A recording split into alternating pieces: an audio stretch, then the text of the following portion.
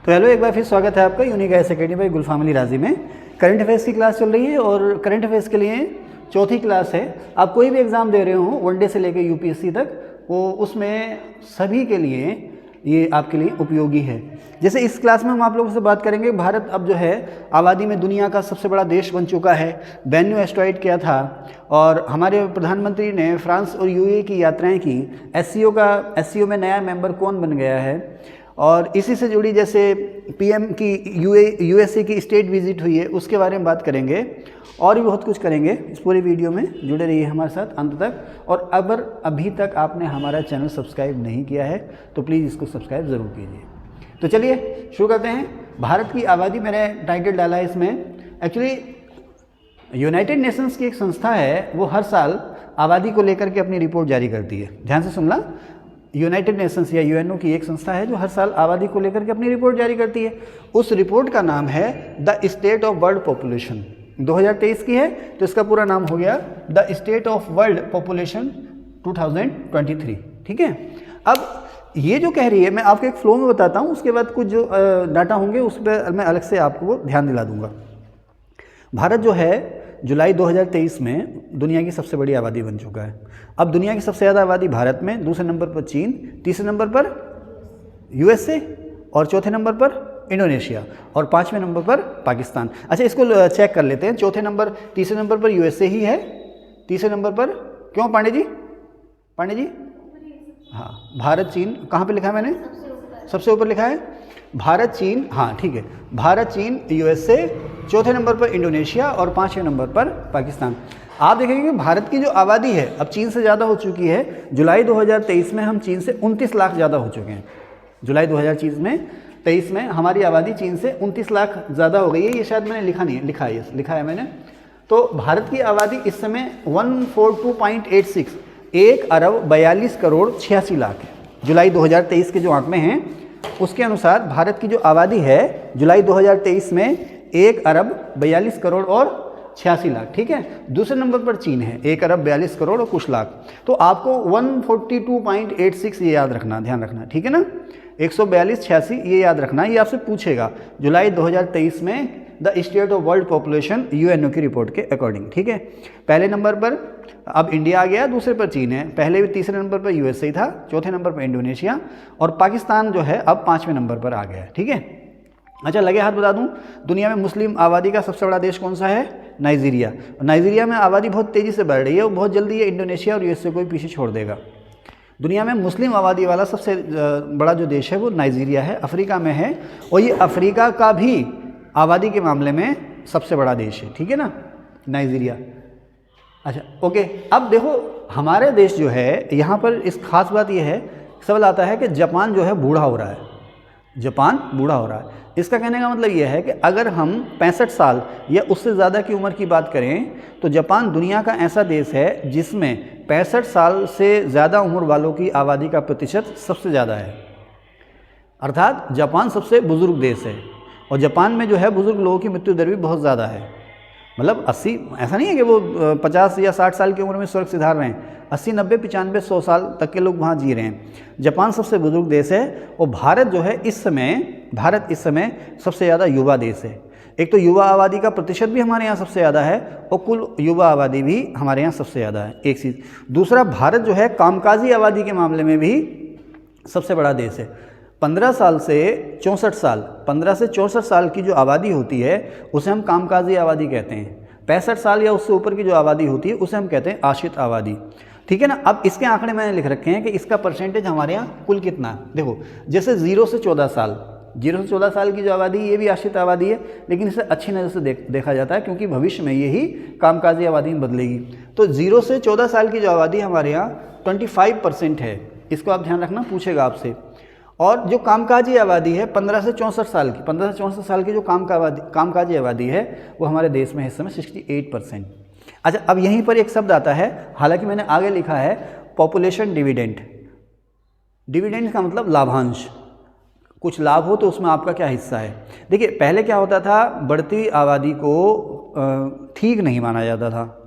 हालांकि बढ़ती हुई आबादी को अभी भी ठीक नहीं माना जाता है, लेकिन हमारे यहाँ जो आबादी है बहुत ज़्यादा है, लेकिन उसको भी अभी हम बेहतर मान रहे हैं। हम कह रहे हैं कि भाई जनांकिकी के मामले में हम बेनिफिट या लाभ की स्थिति में हैं। कहने का मतलब क्या है, देखिए जैसे अभी मान लीजिए मेरा परिवार है, मेरे परिवार में ज़्यादातर लोग जो हैं कामकाजी हैं, है ना, खूब कमा रहे हैं, सब कमा रहे हैं और बढ़िया चल रहा है। लेकिन जैसे जैसे समय गुजरेगा तो हम लोग बूढ़े होंगे, जब बूढ़े होंगे तो रिटायर हो जाएंगे, रिटायर हो जाएंगे तो हम डिपेंड हो जाएंगे। अब यहीं पर देखो, अब इस परिवार में हमने बहुत बड़ा अपना कारोबार फैला लिया है। अब एक स्टेप 20-30 साल बाद सभी रिटायर हो गए। अब हमारे यहाँ जो हमारे वारिस थे वो 1 या 2 थे, उनको अब उनके पास 2 जिम्मेदारियाँ हो जाएंगी, एक तो इतने बड़े एम्पायर को संभालना और दूसरा हम लोगों को भी संभालना, जो 4-5 बूढ़े लोग हैं। तो जापान में यही हो रहा है इस समय कि वहाँ पर युवा आबादी कम है, बूढ़ी आबादी ज़्यादा है। हमारे यहाँ बुजुर्ग आबादी कम है और युवा आबादी ज़्यादा है। लेकिन अब जनांकिकी लाभ का मतलब ये नहीं है आबादी ज़्यादा होना, आबादी तो बहुत सारे अफ्रीकन देश में भी है, लेकिन ये आबादी स्वस्थ है, तंदुरुस्त है, पढ़ी लिखी है ना, स्किलफुल है। तो अब ये कहा जाता है कि भारत अपनी इस आबादी को एक अभिशाप के बदले में आशीर्वाद के रूप में बदल सकता है, जनांकिकी लाभ की स्थिति में आ सकता है। कैसे? अपनी आबादी के डेवलपमेंट पे ध्यान दे, बेहतरीन सेहत हो, अच्छी उनको शिक्षा मिली हो, व्यावसायिक शिक्षा मिली हो, वो चाहे अपना कारोबार करें, सरकारी या निजी क्षेत्र में नौकरी में जाएं, देश की अर्थव्यवस्था के विकास में योगदान दें, भारत को विकसित देश बनाने में अपना योगदान दें, यही है। तो भारत जो है इस समय पॉपुलेशन डिविडेंड या जनांकिकी लाभांश की स्थिति में है। क्यों? क्योंकि हमारे यहाँ 68% आबादी जो है वो कामकाजी है, 15 से 64 साल की, और इसको भी रट लेना 25% आबादी जो है वो 0 से 14 साल की है। हमारे यहाँ जो बुजुर्ग आबादी है केवल 7% है, 65 साल से ज़्यादा की उम्र जो है हमारे यहाँ वो केवल 7% है। ये जो चीज़ें मैं आपको बता रहा हूँ आगे आने वाले 1 साल तक नहीं बदलेंगी, आगे आने वाले 1 साल तक ये आपके हर एग्ज़ाम में आएंगी। इसमें सबसे ज़्यादा क्या आएगा कि स्टेट ऑफ पॉपुलेशन रिपोर्ट कौन जारी करता है, और इसके मुताबिक भारत कब दुनिया में पहला हो गया, जुलाई 2023 में।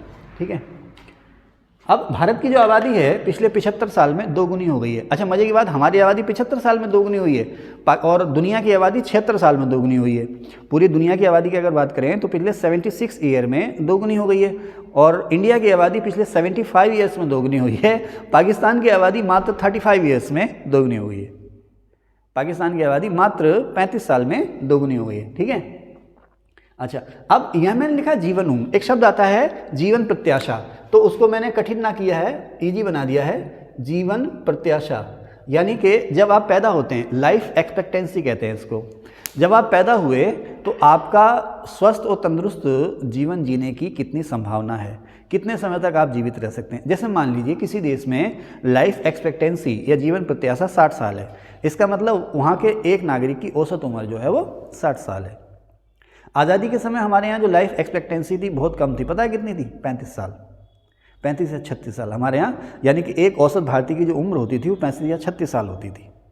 17 साल की उम्र में शादी हो जाती थी, 16-17 साल की उम्र में, और 32-33 साल की उम्र में दादा बन जाता था, और 36-37 साल की उम्र में, समझ रहे हैं ना, है ना। हाँ, यही बेहतर खान पान वाले 100 साल भी दिए, वहाँ पर शतायु भी हुए, लेकिन बहुत कम। तो अब जो हमारे यहाँ जो जीवन प्रत्याशा है हमारे देश में, पुरुषों में 71 साल और महिलाओं में 74 साल। विश्व में भी ये जीवन प्रत्याशा पुरुषों में 71 साल ही है, महिलाओं में है 76 साल। अच्छा, दुनिया में सबसे ज़्यादा जीवन प्रत्याशा वाला देश कौन सा है? जापान।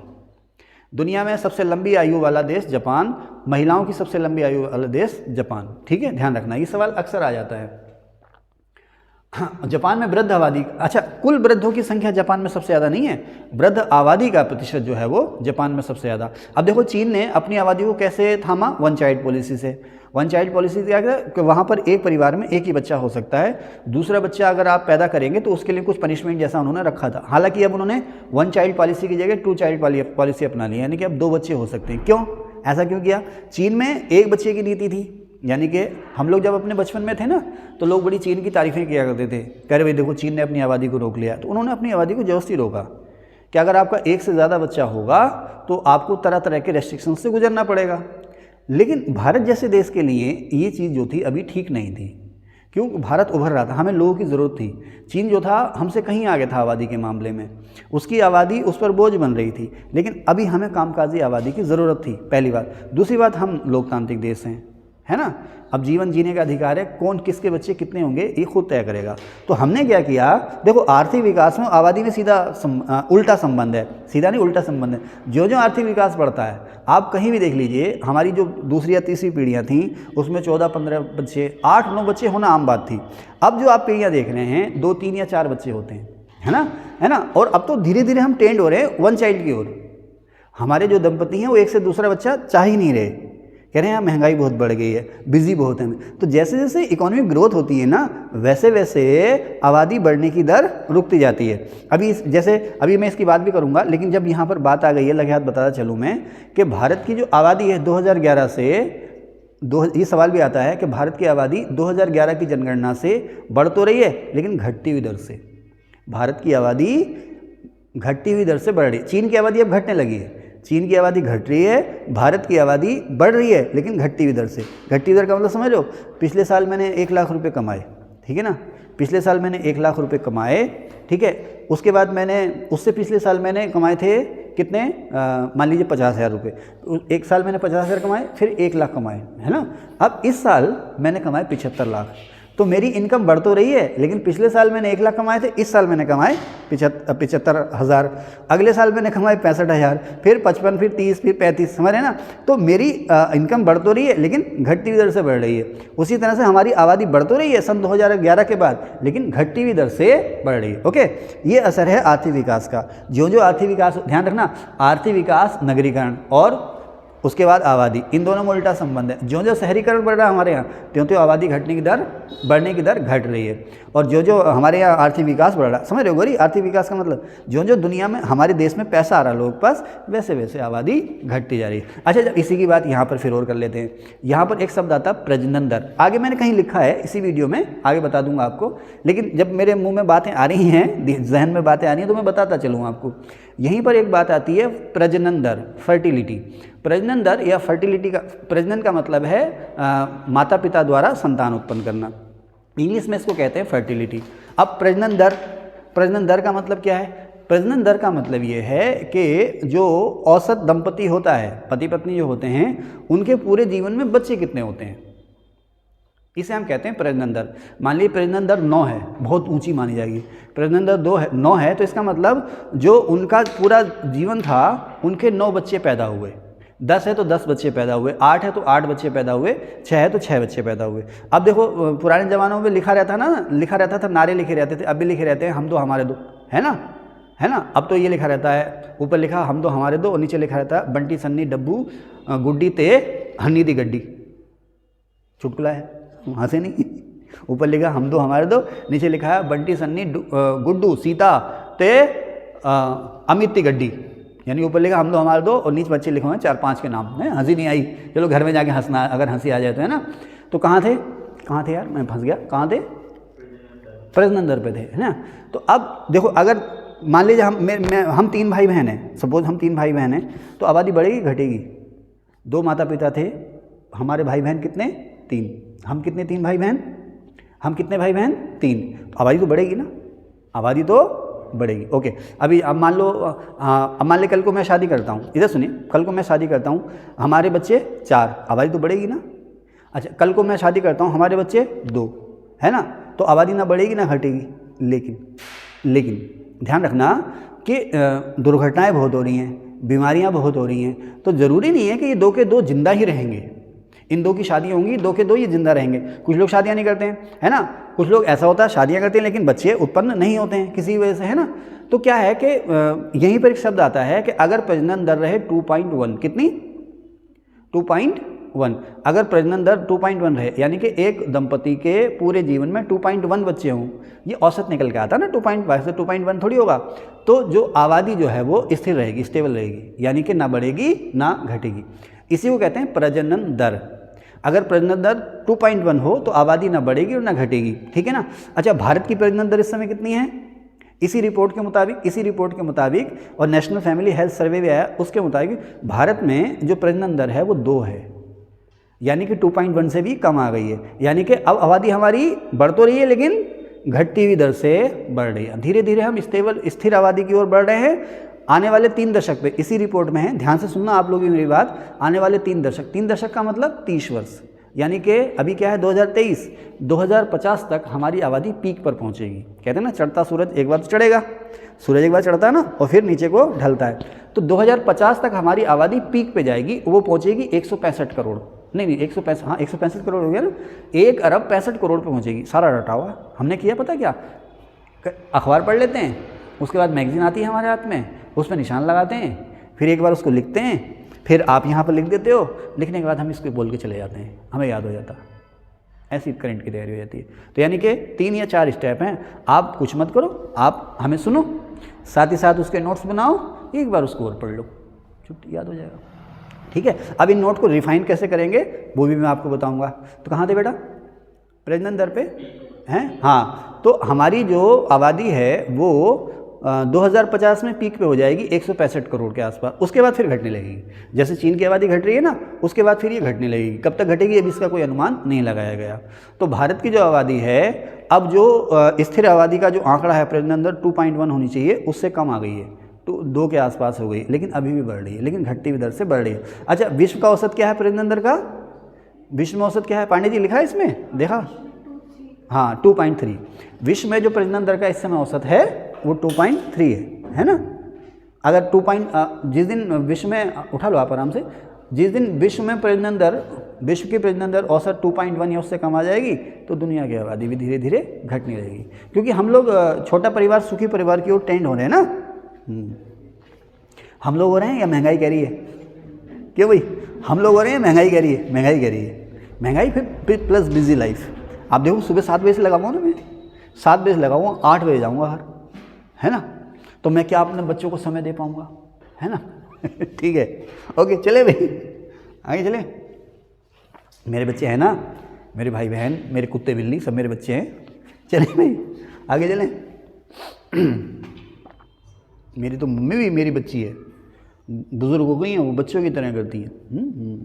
चलें साहब, तो हाँ ये सारा मैंने आपको बता दिया। अच्छा, इस समय भारत और चीन की जो कुल आबादी है, भारत में आपको पता, यहाँ पर आगे मैंने लिख रखा है, पांडे जी बताओ अगर याद है तो, बिना देखे बताओ, भारत की आबादी इस समय दुनिया की आबादी कितने प्रतिशत है? पॉइंट आधा 5 है ना, ठीक है, शाबाश। भारत में इस समय दुनिया की कुल आबादी का 17.5% है। आप कुछ कह रहे हैं? अच्छा, भारत में इस समय दुनिया की कुल आबादी का 17.5% है, और लगभग इतना ही जो है वो चाइना में है। तो हम, आप कुछ कह रहे हैं शायद, आप हंस रहे हैं ना, हाँ बताएं बताएं, जल्दी बताएं, तो फिर हंसना बंद करो, मेरा ध्यान भटक रहा है।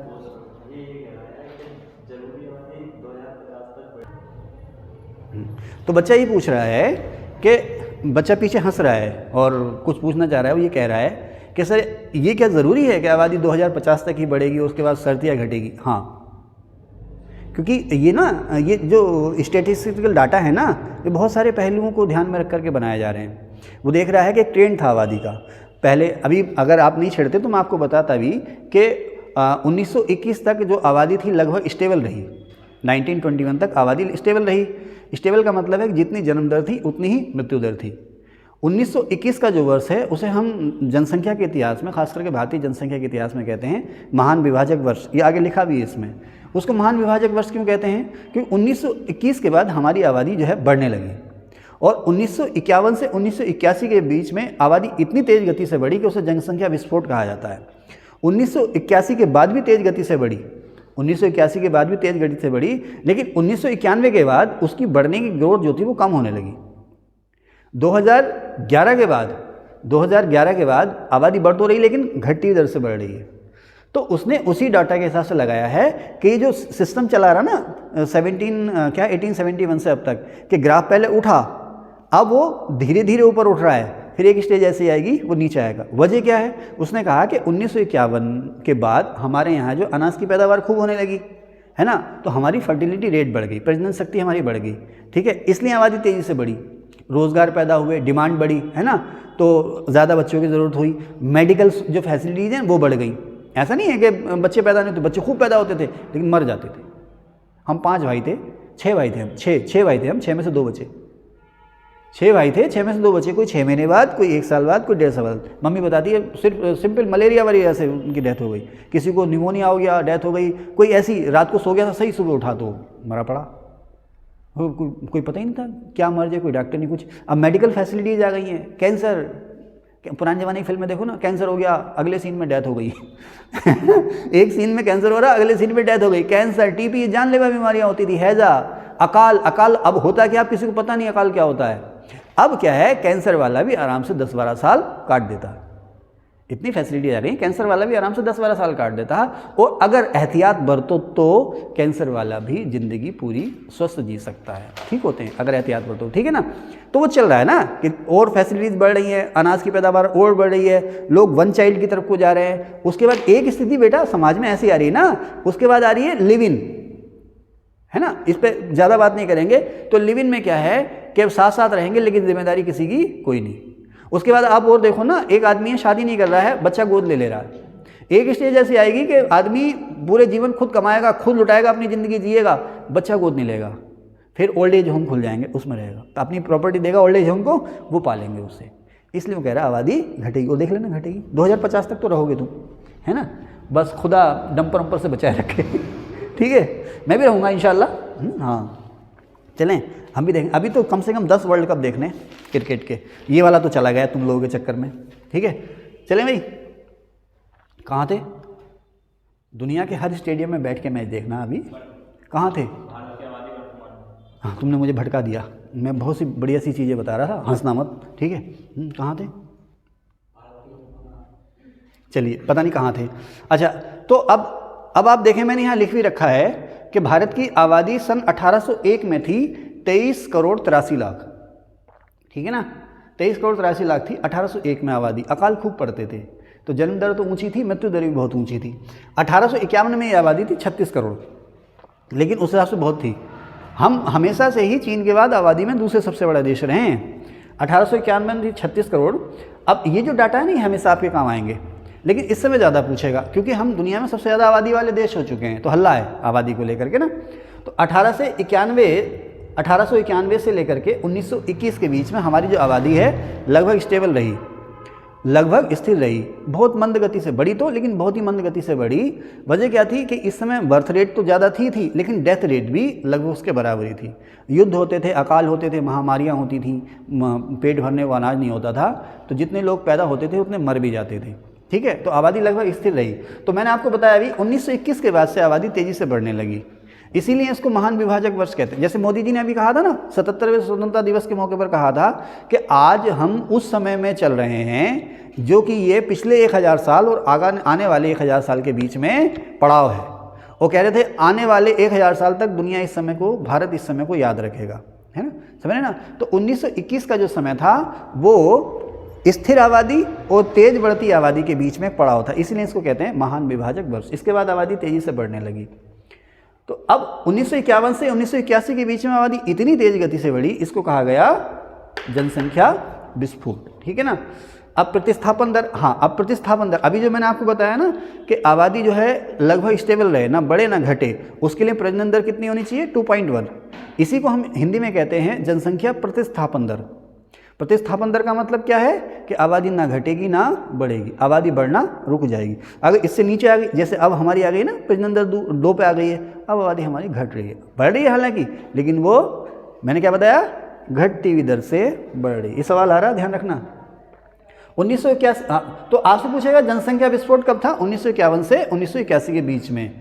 1981 के बाद आबादी तेज़ी से बढ़ रही है, और मैंने यहाँ पे क्वेश्चन मार्क लगाया 2011 से, तो इसका मतलब ये है, आप लोग लिख लेना। वैसे इतना मैंने बोल दिया, आपको याद रहेगा कि अब हमारी आबादी जो है वो गिरती हुई दर से बढ़ रही है, घटती हुई दर से बढ़ रही है, ठीक है ना।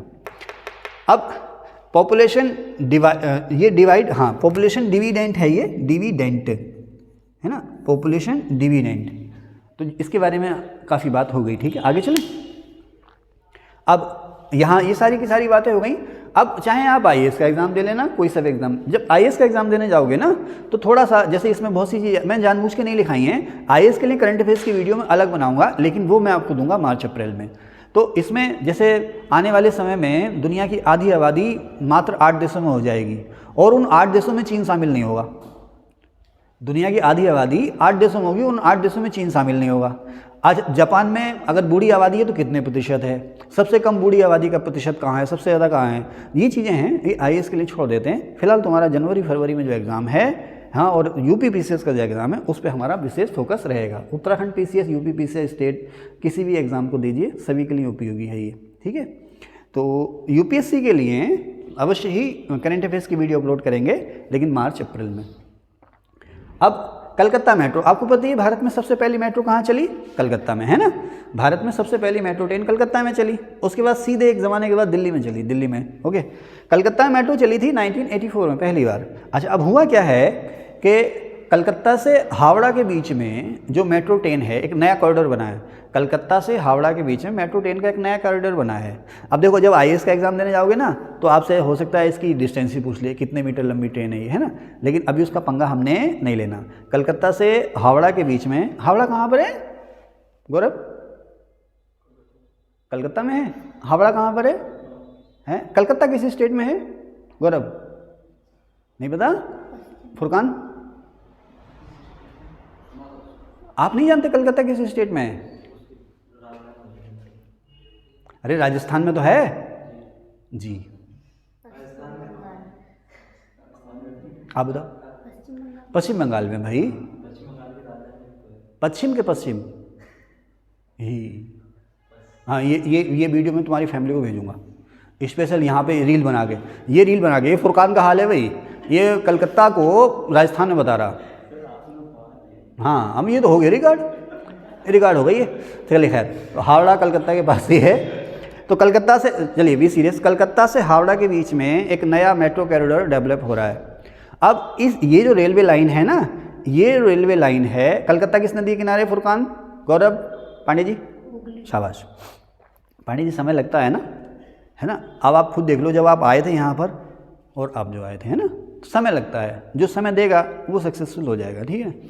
तो कलकत्ता जो है हुगली नदी के किनारे है ना। हुगली किसकी भी तरीका है, गंगा की, है ना, शाबाश। तो चलिए खैर, उसकी बात बाद में।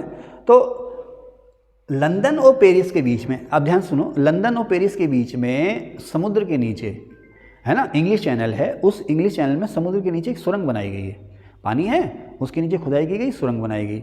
उस सुरंग में जो है मेट्रो ट्रेन या ट्रेन की पटरियाँ बिछाई गई, उसे कहते हैं चैनल टनल, या चैनल टनल में चलने वाली मेट्रो ट्रेन। लंदन और पेरिस जो है इस तरह से जुड़े हुए हैं, ट्रेन से जुड़े हुए हैं, ठीक है ना, बहुत ज़्यादा दूर नहीं है लेकिन बहुत ज़्यादा पास भी नहीं है।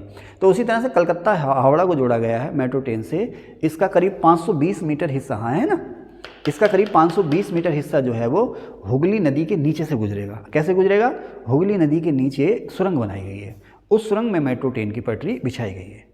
इसका ट्रायल भी हो गया है। उस सुरंग 520 मीटर की दूरी को पार करने में ट्रेन ने कम से कम लगभग 45 सेकंड का समय लिया है, ठीक है साहब।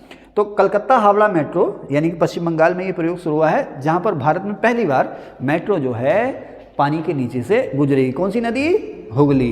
कितनी दूरी, 520 मीटर। किस स्टेट में, पश्चिम बंगाल में। किन शहरों के बीच में, कलकत्ता और हावड़ा के बीच में। भारत में पहली मेट्रो कहाँ चली, कलकत्ता में चली, है ना, 1900 कितने में चली, 84, ठीक है ना, जिस साल इंदिरा गांधी जी की हत्या हुई थी, ठीक है, याद रखना है।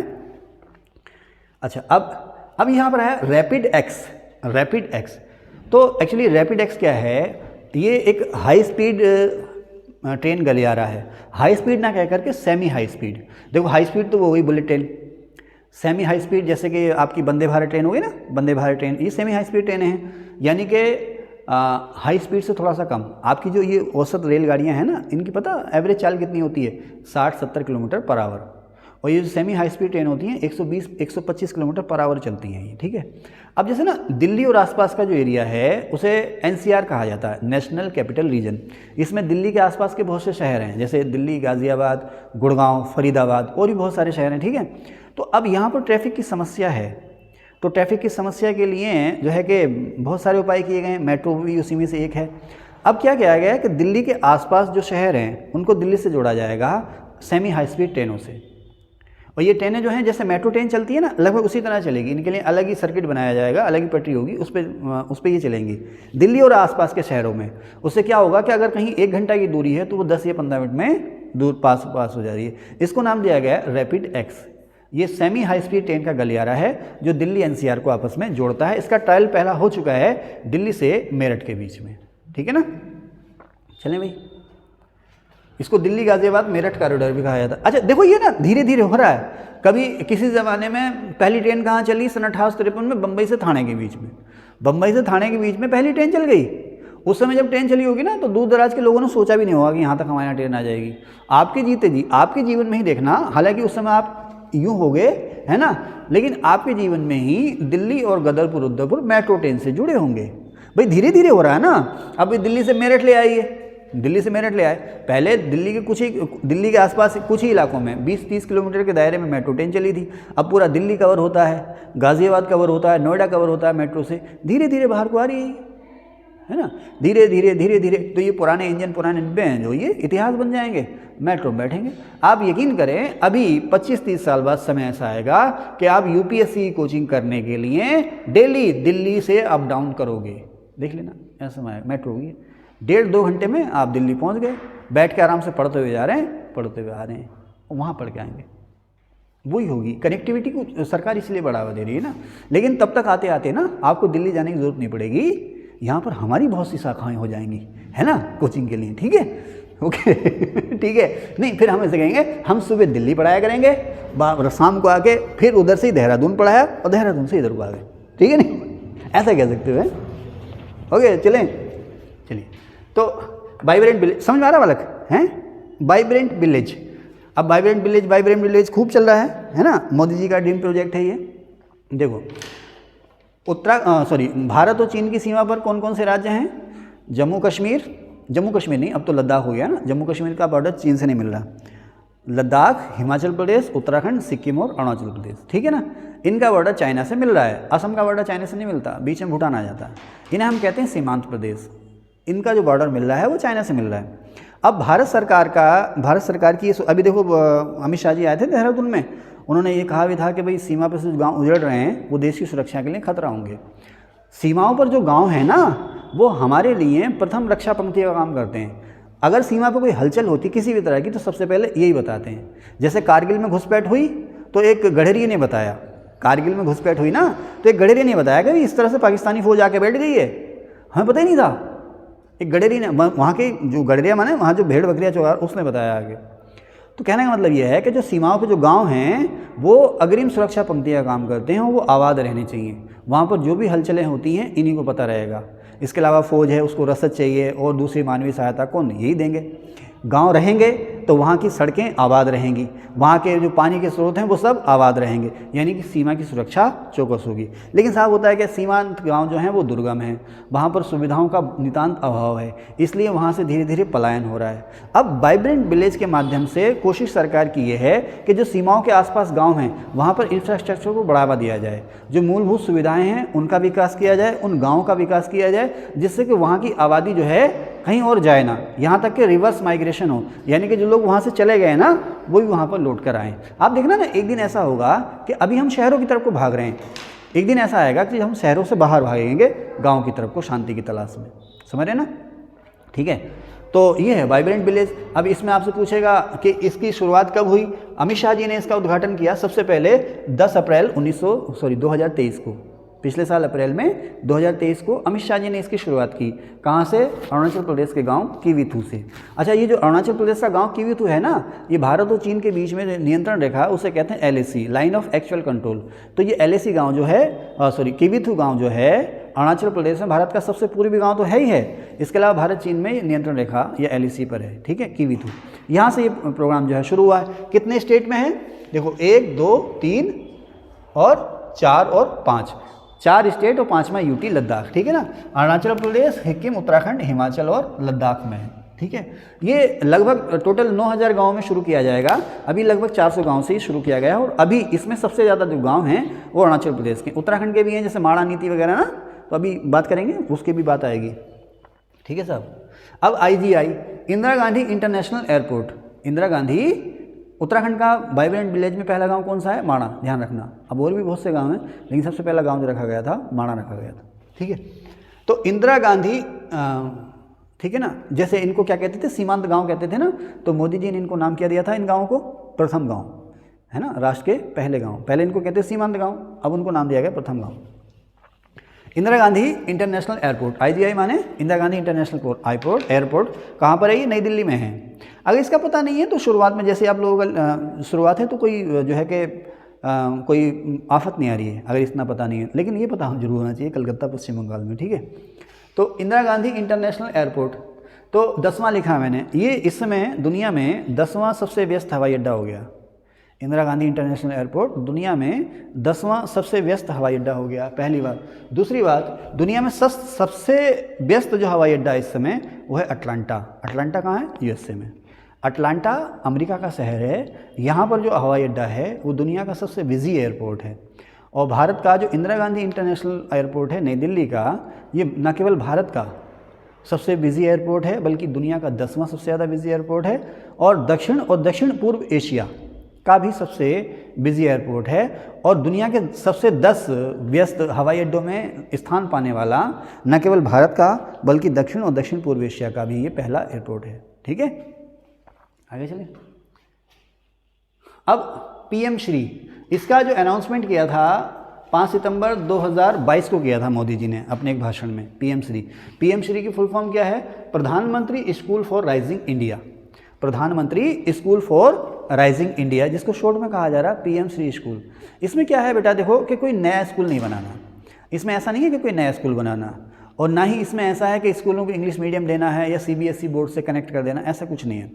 आपने सुना होगा ना नवोदय स्कूल, सेंट्रल स्कूल, केंद्रीय विद्यालय देखा होगा ना, तो आपने देखा होगा साफ सुथरे से लगेंगे, आपको फैकल्टी पूरी होगी, टीचर खूब होंगे, और जो इंफ्रास्ट्रक्चर स्कूलों में इंफ्रास्ट्रक्चर क्या होगा?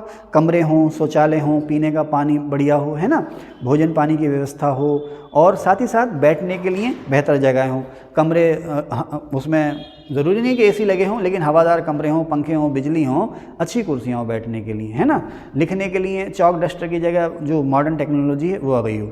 इन्हें स्मार्ट स्कूल भी कह सकते हो आप, बढ़िया स्कूल यानी कि अच्छी कैटेगरी के स्कूल, है ना, जिन्हें आज जैसे आजकल होते हैं ना आपके आसपास, है ना, अब उन स्कूलों का नाम तो मैं नहीं ले रहा, जो अच्छी खासी फीस वसूलते हैं और चमक दमक भी वहाँ पर अच्छी, लेकिन पढ़ाई भी अच्छी है, ठीक है। अगर अच्छा नहीं पढ़ाएंगे तो फिर जाएगा कौन वहाँ पर। तो इसी तरह के लेवल के हमारे जो स्कूल हैं, वो चाहे वो प्राइमरी स्कूल हो, चाहे इंटर कॉलेज हो, हाई स्कूल हो, कोई भी हो, तो कुछ स्कूलों को चुनना है और चुनने के बाद उनमें बेहतरीन इंफ्रास्ट्रक्चर को देना है। नए स्कूल नहीं बनाना, ध्यान रखना, चुनिंदा स्कूलों में ही बेहतरीन स्ट्रक्चर देना है। इस योजना को कहा गया PM श्री स्कूल। क्यों? ताकि यहाँ पर पढ़ाई का स्तर अच्छा हो, पढ़ने का माहौल अच्छा हो, और जो सरकारी स्कूलों से बच्चे छोड़ के जा रहे हैं, है ना, उसको रोका जा सके, ठीक है साहब। तो इसकी घोषणा की थी प्रधानमंत्री ने 5 सितंबर सन 2022 को। अब ये क्या है भाई? सोलर पार्क, ये मैंने लिखा है solar park, SOLA, solar park. Simple सी बात है, सोलर पार्क और सूडान दोनों अलग हैं। सोलर पार्क का मतलब ये है कि ऐसी जगह जहाँ पर सूरज से बिजली बनती है, जहाँ पर अलग अलग बड़े बड़े ढेर सारे सोलर पैनल लगे पड़े हैं, उसे हम कहते हैं सोलर पार्क, है ना। फूड पार्क का मतलब समझते हो? जहाँ पर फूड प्रोसेसिंग के कारखाने एक साथ इकट्ठे हैं, उसे फूड पार्क कह देते हैं। अनाज मंडी होती है ना, तो हर जगह अनाज बिखरा, तो सोलर पार्क का मतलब भी यही हो गया, ठीक है ना।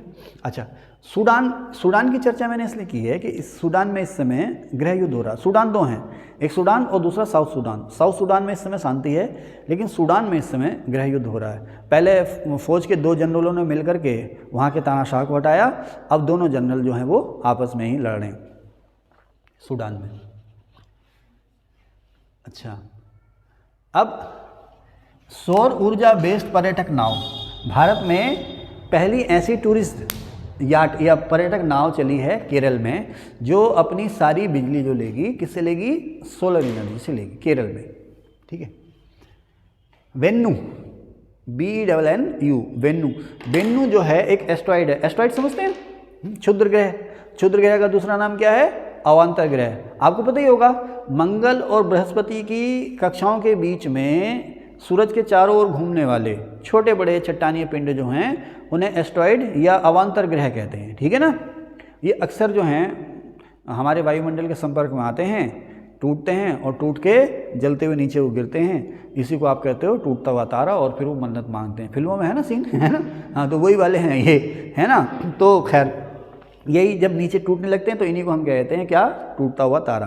तो खैर बेन्नु जो है एक एस्ट्रॉयड है, ये लगभग 4.5 अरब वर्ष पुराना है। ध्यान रखना, बेन्नु एस्ट्रॉयड है, लगभग 4.5 अरब वर्ष पुराना है। और ऐसा कहा जाता है कि लगभग 4.5 अरब वर्ष पहले ही हमारा सोलर सिस्टम बना, हमारा सौरमंडल।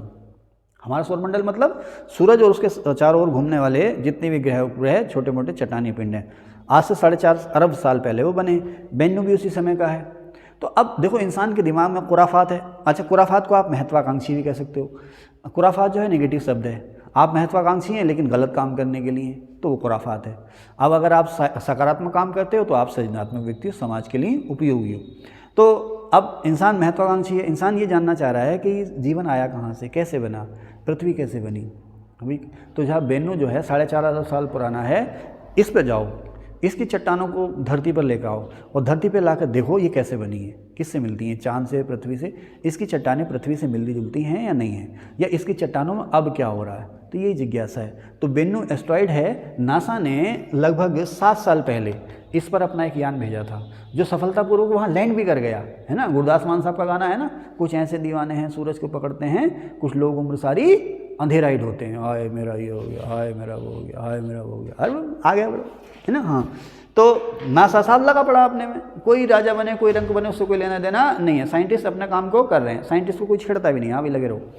तो 7 साल पहले नासा ने अपना ओसिरिस रेक्स नाम का एक अंतरिक्ष यान भेजा। उस अंतरिक्ष यान के साथ एक कैप्सूल था, उस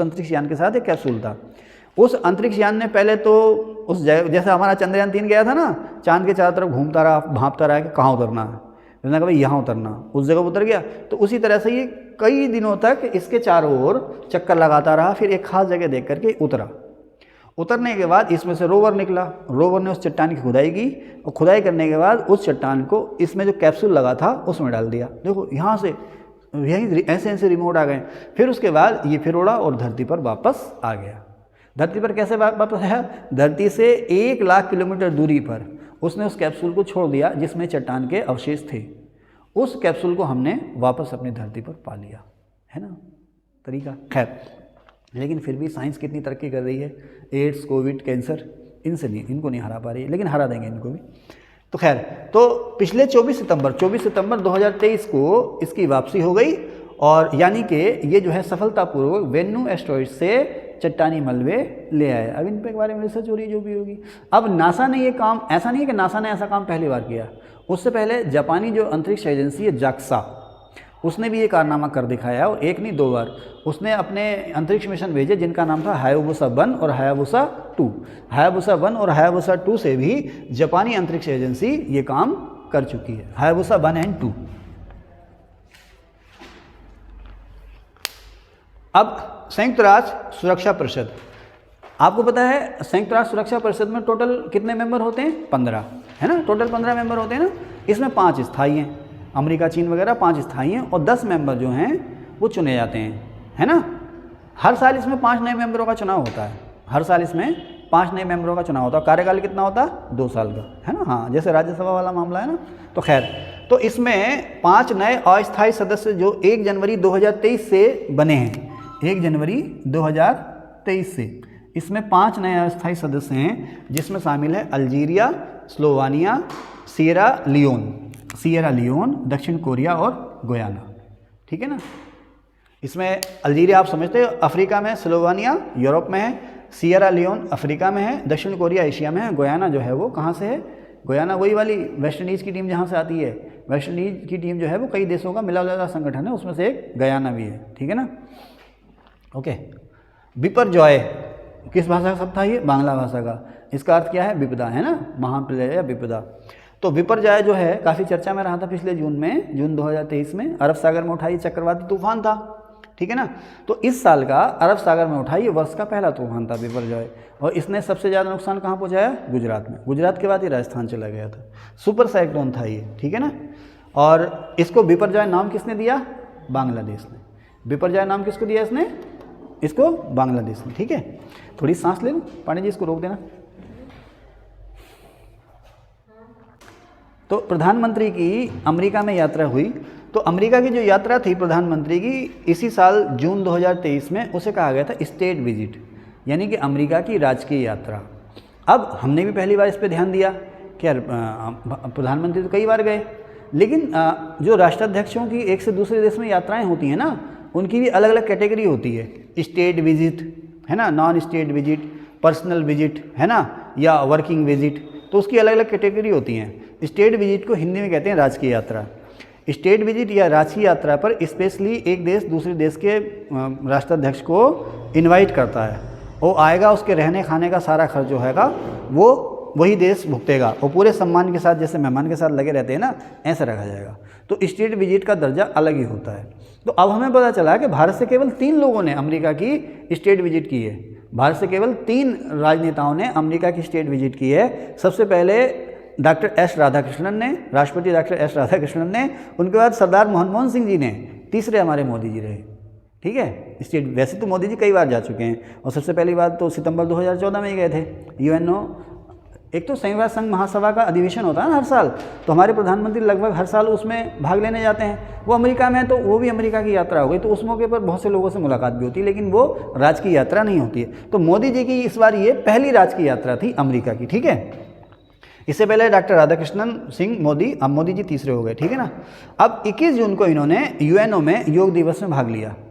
यूनाइटेड नेशंस ऑर्गेनाइजेशन के हेडक्वार्टर में, मुख्यालय में योग दिवस आयोजित किया गया, जिसमें नरेंद्र मोदी जी ने मुख्य अतिथि के रूप में भाग लिया। ठीक है ना। अच्छा, मोदी जी जब प्रधानमंत्री बने थे तो 2014 में वो संयुक्त राष्ट्र संघ महासभा की बैठक में भाग लेने गए थे अमेरिका में। तो वहाँ उन्होंने यूएनओ से आह्वान किया था कि साल में एक दिन जो है वो योग दिवस के रूप में मनाया जाए, योग को बढ़ावा देने के लिए। अब योग को बढ़ावा देने का मतलब है लोगों में स्वास्थ्य के प्रति जागरूकता को बढ़ावा देना। तो उन्हीं के आह्वान पर यूएनओ ने हर साल 21 जून को, क्योंकि 21 जून जो होता है वो उत्तरी गोलार्ध में सबसे बड़ा दिन होता है, तो हर साल 21 जून को योग दिवस घोषित किया था। और ऐसा पहला योग दिवस यूएनओ ने जो मनाया था 21 जून 2015 को मनाया था। इस बार शायद 9वां योग दिवस था, इस बार 9वां योग दिवस था। ठीक है, लिखा मैंने कहीं नहीं लिखा, इस साल 9वां योग दिवस था इस तरह का। तो इसमें अब ये हो, मैंने यहाँ पर 80 नहीं है बेटा, 180 है ये। ठीक है ना, 180, ये जो है ना 180 मैंने लिखा है इसमें 180 प्लस सर्वाधिक राष्ट्रीयता का भाग। इसका मतलब यह है कि यहाँ पर मोदी जी के साथ यूएनओ में, क्योंकि यूएनओ महासभा का सेशन चल रहा था, तो बहुत सी दुनिया के बहुत से राजनयिक भी यहाँ पर आ चुके थे।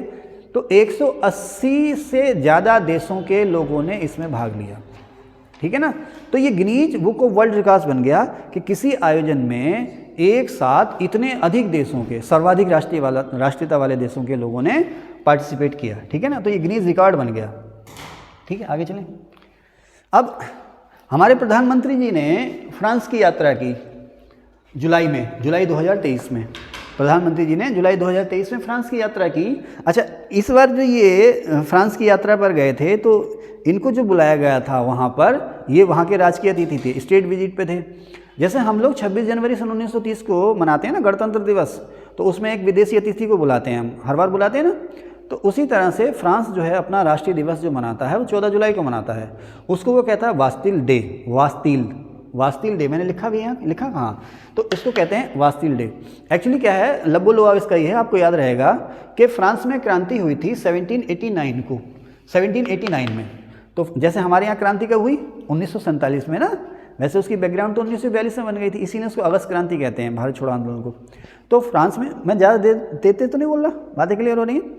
तो जैसे हमारा देश 15 अगस्त 1947 को आज़ाद हुआ ना, उसी तरह से फ्रांस जो है अपनी राजशाही से आज़ाद हुआ था 1789 में, 89 में। हालांकि उसके बाद यहाँ पर उथल पुथल होती रही, कभी नेपोलियन आ गया, कभी कोई आ गया, तो नियमित लोकतंत्र तो बहुत बाद में शुरू हुआ। खैर, तो राजशाही से यहाँ के लोगों ने 1789 में मुक्ति पाई। दिन था 14 जुलाई। इस 14 जुलाई को फ्रांस के शहर पेरिस में एक जेल थी, जैसे कुख्यात सेलुलर जेल थी ना, उसी तरह से कुख्यात जेल थी। एक किला था, ये बास्तिल का किला था, जिसको बाद में जेल में बदल दिया गया था। और यहाँ पर बहुत सारे ऐसे लोग बंद थे, असामाजिक टाइप के लोग तो बंद ही थे, यहाँ पर बहुत सारे ऐसे लोग भी थे जो राजनीतिक बंदी थे। तो 14 जुलाई 1789 के दिन फ्रांस की जनता, खास करके जो महिलाएं थीं, पेरिस में जुलूस निकाल रही थी और राजा से मांग कर रही थी कि भाई हमें सस्ती रोटी, रोज़गार वगैरह मिल जाए। लेकिन पुलिस ने बल प्रयोग कर दिया, जनता भड़क गई, और भड़कने के बाद जनता ने बास्तिल के किले पर हमला कर दिया। यहाँ के सारे कैदी छुड़ा लिए, सारे हथियार गोला बारूद लुटा दिए, और यहीं से क्रांति की शुरुआत हो गई। उसके बाद राजा को पकड़ लिया गया। उस समय फ्रांस का राजा था लुई 16वां। लुई 16वां जो था उस समय फ्रांस का राजा था। बाद में राजा को पकड़ लिया गया, उसे फांसी दे दी गई। तो बाद में 14 जुलाई 1789 की याद में हर दिन इसको फ्रांस का नेशनल डे या वास्टिल डे घोषित किया गया।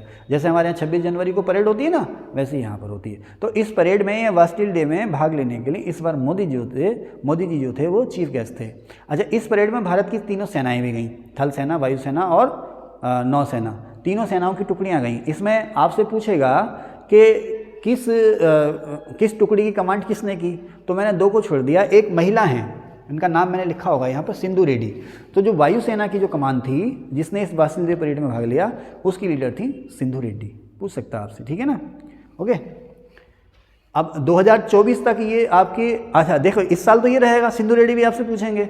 2024 जैसे ही आएगी ना, तो आप यकीन करना आपसे सिर्फ यही पूछेगा कि पिछले साल फ्रांस ने मुख्य अतिथि के रूप में किसे बुलाया था, या मोदी जी किस देश के राष्ट्रीय दिवस पर मुख्य अतिथि के रूप में गए थे। 2025 में ख़त्म, 2025 में ये भी नहीं पूछेगा। यही है करेंट अफेयर्स।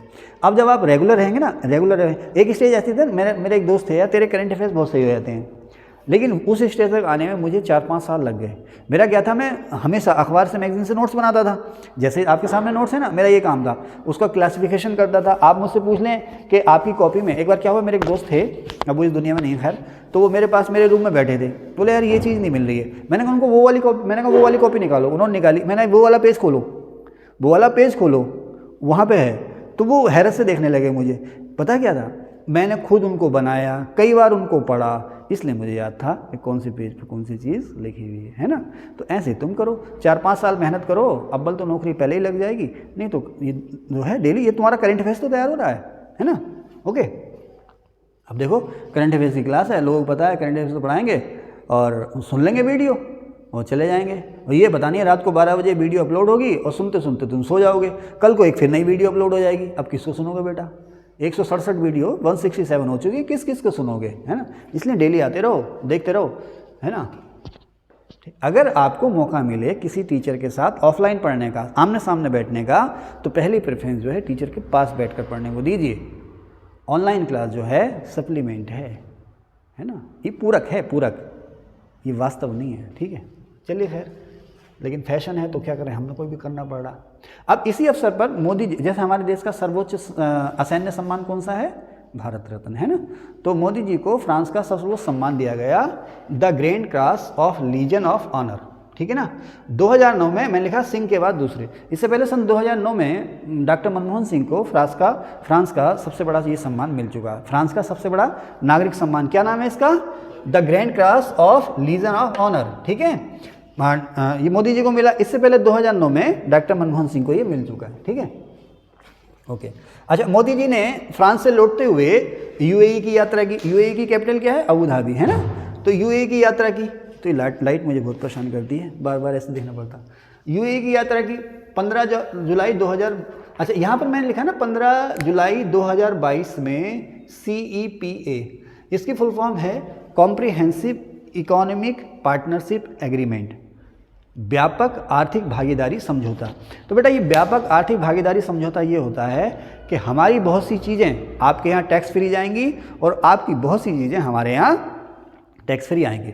यानी कि बहुत सी चीज़ों पर ना हम आपसे कोई टैक्स लेंगे और ना आप हमसे कोई टैक्स लेंगे, जिससे कि हम दोनों देशों के बीच में व्यापार बढ़ेगा।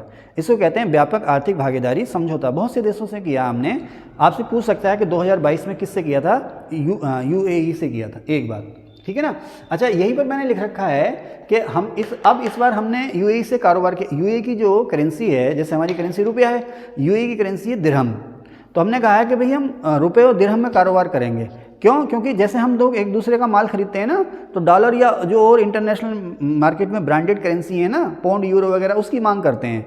तो खैर उसकी मांग तो करेंगे, अभी भी लेंगे, लेकिन साथ ही साथ कहा है कि हम जो एक दूसरे का माल खरीदेंगे उसका कुछ हिस्सा आप हमें रुपए दे देना और हम आपको दिरहम दे देंगे, जिससे कि धीरे धीरे डॉलर जैसी मुद्राओं पर हमारी जो डिपेंडिंग है वो कम हो। बहुत से देश ऐसा समझौता करने लगे हैं कि भाई अपनी मुद्राओं में हम व्यापार करेंगे, ठीक है। अच्छा, अब इस समय हमारा जो व्यापारिक भागीदार है, व्यापारिक भागीदार समझते हो, लेन देन, है ना, आयात निर्यात, टोटल आयात निर्यात दोनों। इस समय हमारा जो सबसे बड़ा व्यापारिक भागीदार है अमेरिका है, दूसरा नंबर चीन का है। इस पर कभी फिर भी बात करेंगे, लेकिन सुनते रहें कि सबसे बड़ा जो व्यापारिक कारोबारी साझेदार हमारा आप किस दुकान से माल ज़्यादा खरीदते हो, है ना, किस दुकान को माल ज़्यादा बेचते हो, तो हमारा सबसे बड़ा जो कारोबारी भागीदार है इस समय नंबर 1 अमेरिका, नंबर 2 चीन और नंबर 3 यूएई।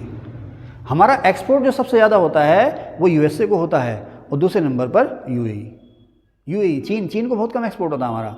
चीन से हम आयात बहुत ज़्यादा करते हैं, है ना, निर्यात कम करते हैं, आयात बहुत ज़्यादा करते हैं, ठीक है। तो एक्सपोर्ट हमारा सबसे ज़्यादा होता है यूएसए को और दूसरे नंबर पर यूएई को।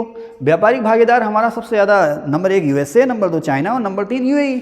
चाइना से एक्चुअली हम इंपोर्ट बहुत करते हैं, ठीक है ना। जब मैं आईएएस के लिए वीडियो अपलोड करूंगा उसमें बताऊंगा कि व्यापार घाटा क्या होता है, चीन से हमारा व्यापार घाटा लगातार बढ़ता जा रहा है, उसकी क्या दिक्कतें हैं उसकी बात करेंगे बाद में, ठीक है। अच्छा, अबू धाबी में आईआईटी दिल्ली का कैंपस बना है। आपसे पूछ सकता है कि आईआईटी दिल्ली ने विदेश में अपना कैंपस हाल ही में कहाँ खोला है? अबू धाबी में खोला, ठीक है। अच्छा, इन्वेस्टर्स, निवेशक, इन्वेस्टर्स यानी कि निवेशक। अभी जैसे हमारे मुख्यमंत्री हैं ना धामी जी, तो धामी जी विदेशों में भी गए, दुबई में उन्होंने रोड शो किया, लंदन में रोड शो किया, देश में भी कई शहरों में उन्होंने रोड शो किया है। जो इन्वेस्टर्स हैं जो पैसा लगाते हैं ना, उनको मोटिवेट किया कि भाई उत्तराखंड में आकर के पैसा लगाओ। सरकार तो कर ही रही है, अब जो दूसरी प्राइवेट कंपनियां हैं जब उत्तराखंड में पैसा लगाएंगी, अपना कारोबार यहाँ करेंगी, तो हम लोगों को डायरेक्ट या इनडायरेक्ट रोजगार मिलेगा, ठीक है। तो दूसरे देश हमारे यहाँ पैसा लगाने आते हैं, तो इसमें एक शब्द आता है सिंगापुर रूट, मॉरिशस रूट।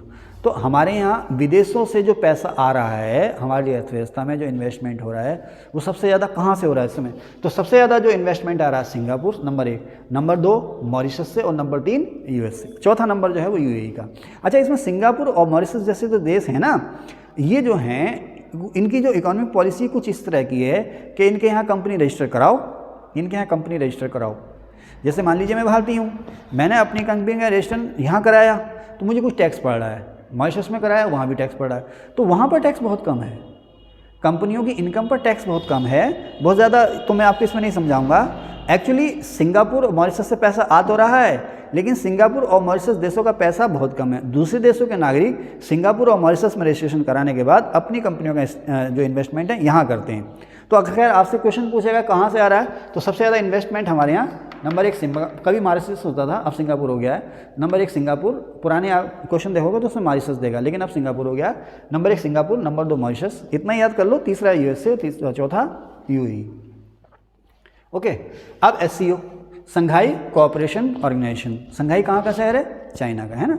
दरअसल 1996 में संघाई, चीन के शहर संघाई में 5 देशों ने मिलकर के अपना एक ऑर्गेनाइजेशन बनाया जिसका नाम था संघाई 5। 1996 में संघाई में, चीन के शहर संघाई में 5 देशों ने मिलकर अपना एक ग्रुप बनाया जिसमें शामिल थे चीन, रूस, कजाकिस्तान, तजाकिस्तान और किर्गिस्तान। इनको याद रखना ही बड़ा मुश्किल है। इनको कहा गया था संघाई 5। ये 5 देश थे, इसको नाम दिया गया था संघाई 5। कौन कौन से? चीन, रूस, कजाकिस्तान, तजाकिस्तान और किर्गिस्तान, ठीक है। बाद में इसमें उज्बेकिस्तान भी जुड़ा। इसमें जब उज्बेकिस्तान जुड़ा तो इसका नाम हो गया संघाई कोऑपरेशन ऑर्गेनाइजेशन, संघाई सहयोग संगठन। अब 6 देश हो गए इसमें। अब इसमें टोटल देश हो गए 9। उसके बाद भारत पाकिस्तान बने, इसमें 8 देश हो गए। अब इस साल 2023 में इसका 9वां मेंबर बना है ईरान। तो देखो एससीओ, हमेशा एक सवाल पूछा जाएगा कब बना? संघाई 5 के रूप में बना 1996 में। कितने देश थे? बाद में उज्बेकिस्तान जुड़ा, फिर भारत पाकिस्तान जुड़े इसमें, फिर भारत को जोड़ा, फिर पाकिस्तान को भी जोड़ा। अब सबसे ज़्यादा किसी न किसी एग्ज़ाम में इस साल रखा मिलेगा आपको कि G20 का नया सदस्य है, संघाई कोऑपरेशन ऑर्गेनाइजेशन का नया सदस्य कौन है? ईरान है, ठीक है ना। ओके, और अगले साल 2024 में बेलारूस लाइन में है, ये इसका 10वां मेंबर बनेगा। बना नहीं है, बनेगा। अगर आपसे कोई पूछ ले कि कौन सा बनेगा 10वां, तो बेलारूस लाइन में, ठीक है ना। चलिए साहब, तो संघाई का जो पहला शिखर सम्मेलन, वो एससीओ का, या संघाई 5 का जो पहला शिखर सम्मेलन हुआ था वो 2001 में हुआ था। इस साल 2023 में ये सम्मेलन भारत की मेज़बानी में हुआ है। 2023 में ये सम्मेलन जो है भारत की या प्रधानमंत्री नरेंद्र मोदी की मेज़बानी में हुआ है, लेकिन ये वर्चुअल हुआ। वर्चुअल माने ऑनलाइन हुआ, ध्यान रखना। 2023 का सम्मेलन जो है भारत की मेज़बानी में नई दिल्ली में हुआ, लेकिन ये जो सम्मेलन था व्यक्तिगत उपस्थिति वाला नहीं था, ये वर्चुअल था, ठीक है। और इसकी थीम थी टुवर्ड्स ए सिक्योर एससीओ। अच्छा, यहाँ पर जो सिक्योर है ना, SECURE, इससे अलग अलग मिलके वर्ड बनते हैं। मैंने इसको लिखाया नहीं है, रिस्क ले लिया है, क्या क्या याद करोगे, लेकिन इसका थीम था टुवार्ड्स ए सिक्योर SCO, ठीक है ना। और ये क्या है, SCO के जो देश हैं उनमें दुनिया की कुल 42% आबादी है। ओके, तो आज की करंट अफेयर्स की क्लास में बस इतना ही। नेक्स्ट करंट अफेयर्स क्लास में मिलेंगे क्लास 5 में, ठीक है। कुछ पूछना है बेटा इसमें से आपने? आप लोगों ने कुछ पूछना हो तो कमेंट कीजिएगा, मैं ज़रूर बताऊंगा। Thank you. सेव कर दीजिए इसको।